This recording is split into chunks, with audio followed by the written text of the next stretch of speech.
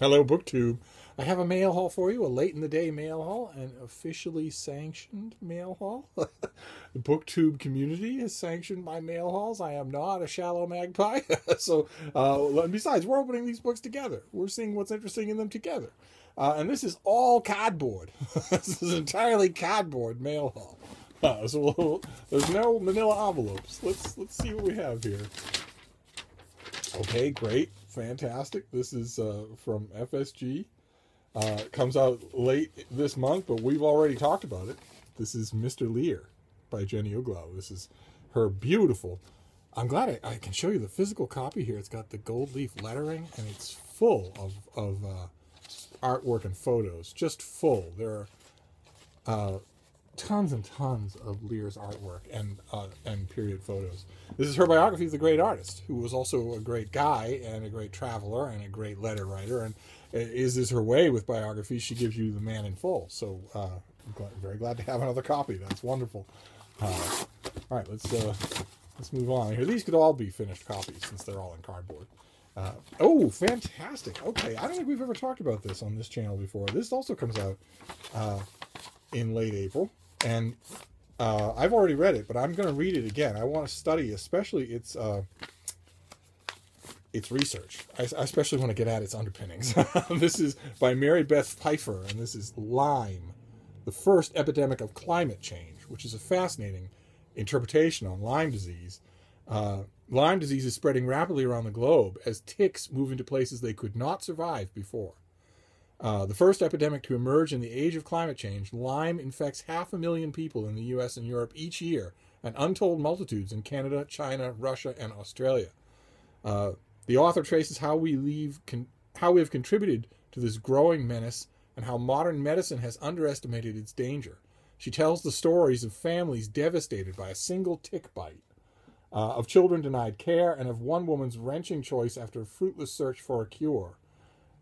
And she also warns of the emergence of other tick-borne illnesses that make Lyme more difficult to treat and pose their own grave risks. And I thought that was fascinating when I read it the first time around, the linking of Lyme disease with climate change. And so I'm gonna dig in. This is actually an extremely serious book. I'm gonna dig into a little more to the scholarly underpinnings when I do it the second time around. And then I will write about it for April at Open Letters Review, the online literary journal where I am an editor and where I do a huge amount of work. So feel free I say feel free to check it out, and then I forget to put the link down below. I will try to remember to do that so that those of you who ask, where can we find your work? Well, you can find my work all over. I am nationally and internationally published regularly, but you can find a great deal of it at Open Letters Review, which is the ideological successor to Open Letters Monthly, the online literary journal where I was the managing editor for 10 years. And we've built up credibility, and we have a fine masthead of people who are blindingly talented, people who are published, and it's very nice to have your own journal, especially if you're somebody like me who reads an enormous amount, has quite a bit to say about virtually all of it. If I were completely reliant on other editors, on other journals to get those opinions out into the reviewosphere, I don't know what I'd do. I'd be all backed up. I'm very, very happy to have a well-respected home journal of my own, and we're always taking reviews. So if you want to try your hand at reviewing books, what you see in these videos or any other book, feel free to contact me. And once again, I always say that, and then I don't leave contact information. But I will try to remember to leave my email down below, although I did a Google search. I never do it, believe it or not. I know people say this and they're always lying, but in my case, it's true. I have lots of other stuff to do. I did a Google search for my own name, which I almost never do. And the reason that I almost never do it is because for years and years and years, the results that came up was a long dead Irish jockey. Long dead, a Victorian jockey named Steve Donahue. And he kept coming up and coming up. And I thought that was hilarious. And then the payoff, the coup de grace, the thing that actually stopped me from Googling myself, even to find something that I had written. That's the reason that I used that I used to Google my own name was to find something that I had written that I could not remember where I'd written it for or when. So Google's fantastic at finding anything. But there was one time where I Googled my name and the Irish jockey came up on a kind of jockeying Wikipedia style encyclopedia page, and over his name and his birth and death dates was my face. Because the young intern who made the entry obviously thought, well, he's old, the jockey's old, all people are old in the same way. It's probably him. But I checked, and if you Google my name, my email address comes up right away. So that might give the internet security people out there amongst you the shivers. But nevertheless, I will try to remember to leave my email anyway, so that if you want to try your hand at reviewing books, you can. And I will go over the basics of that in another video. The basic approach, the basic mechanisms, the basic etiquettes. I'll go over that in another video, because I'm getting the impression that that's not known. And why should it be if you've never tried it before? But this next one, is more natural history, only it's not quite as doom and gloomy as Lyme. This is Eager. The Surprising Secret Life of Beavers and Why They Matter by Dan Goldfarb. And I can't wait. I was overjoyed when the publicist mentioned this to me, because I've known a lot of beavers in the wild. I've spent hours and hours watching them, and I have a lot of respect for them. They're really, really, really interesting people. And this is just going to be a full natural history of beavers. Incredible. Great. All right, so this comes out in late July.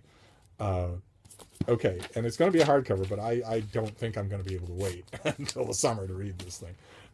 This is all going to be about how they do what they do and why they do what they do, and the considering the extent to which it's always maddened me when people look at what beavers do all day long to build and shape their worlds and say, yeah, it's all instinct. It's all just blind instinct. They're just watches. Anyway, I haven't read a really good natural history of beavers in a long time, so that's fantastic. Oh, fantastic. All right, good. Very good. This is the finished copy. Out already, I'm sure.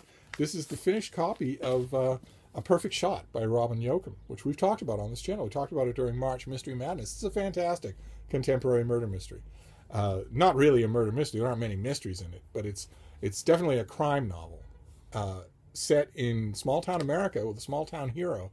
Really different take on a lot of the staples of crime fiction. So there it is in the finished copy, and I strongly recommend it.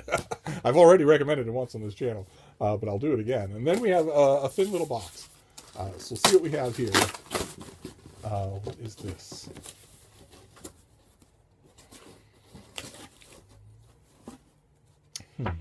Okay. This is a paperback original, yes. What do we got here in terms of... This is a paperback that comes out any day now. And it's by Dean Radin, and it's called Real Magic. Ancient Wisdom, Modern Science, and a Guide to the Secret Power of the Universe. Okay, that doesn't sound good. Ancients had no wisdom. The universe doesn't have any secret power, so that's 2 out of 3 right there. The chief scientist at the Institution for Noetic Sciences turns a critical eye towards such practices as telepathy, clairvoyance, precognition, and psychokinesis. Are such powers really possible? Science says yes. Are such powers really possible? No. Science says no. According to the author, noted scientist and best-selling author of The Conscious Universe, magic is a natural aspect of reality, and each of us can tap into this power with diligent practice. But wait, aren't things like ESP and telepathy just wishful thinking and flights of imagination? Why, yes, they are. Not according to Radin, who worked on Stargate, the U.S. government's top-secret psychic espionage program. He has spent the last 40 years conducting controlled experiments that demonstrate that thoughts are things, that we can sense others' emotions and intentions from a distance. Well, of course we can. That intuition is more powerful than we thought, and that we can tap into the powers of intention. These dormant powers can help us lead to more interesting and fulfilling lives. Okay, he has spent the last 40 years conducting controlled experiments that demonstrate, and controlled experiments indicates data. It indicates results, duplicatable results, documented results. But what does he control? What have these experiments been in? To demonstrate that thoughts are things. Okay, we knew that. They can't not be things. That we can sense others' emotions and intentions from a distance? Yes, we certainly can. That's there's no occult element to that. Of course we can. And humans are extremely good at it. That's why we have naked faces. That intuition is more powerful than we thought? Well, it depends on how powerful we thought it was and what we're calling intuition. And that we can tap into the power of intention. I don't have any idea what that means, but it's certainly not, the power of intention is certainly not a dormant power in me. Anyway, beginning with a brief history of magic over the centuries. What we called magic 2,000 years ago is turning out to be scientific fact today. A review of the scientific evidence for magic, there isn't any, and a series of simple but effective magical techniques. The key is mental focus, something elite athletes know a lot about. They're not the only ones in, oh, okay. The author then offers a vision of scientifically informed magic and explains why it will play a key role in exploring the frontiers of science. Okay, obviously an impossible sell for a rational person, but I got it in the mail and I don't want to ignore it, and I want to see now what this author has to say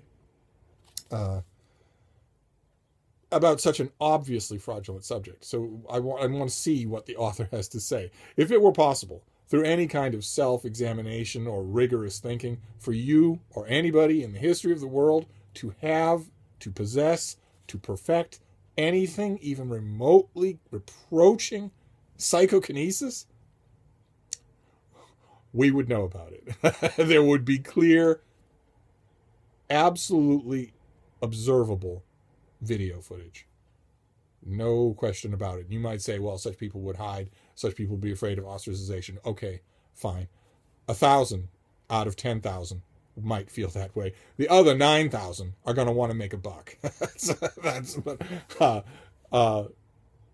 Which is why nothing paranormal has ever been conclusively proven, or even remotely proven. Well, anyway, I'm arguing with you when I should be arguing with this book. I will actually read this and see what it has to say. So what a wild ride! We've got Edward Lear, a big fat biography. I've already read it. I love it. We've got a new study of Lyme disease as an exponent of climate change. Again, already read it. Strongly recommend these two as amazing, thought-provoking things. Then a book on beavers, a new natural history of beavers, lavishly illustrated. Comes out in July, but I'm not going to be able to wait. Then the finished copy of A Perfect Shot, which I've also read and highly recommend. This is a strange mail haul for recommendations. And then a book called Real Magic, which has the contradiction of its terms right there in its title. So I will read it with an open mind, and we will see what we see. But in the meantime, I'm going to sign off for now, but I'll see you soon. Thank you, BookTube.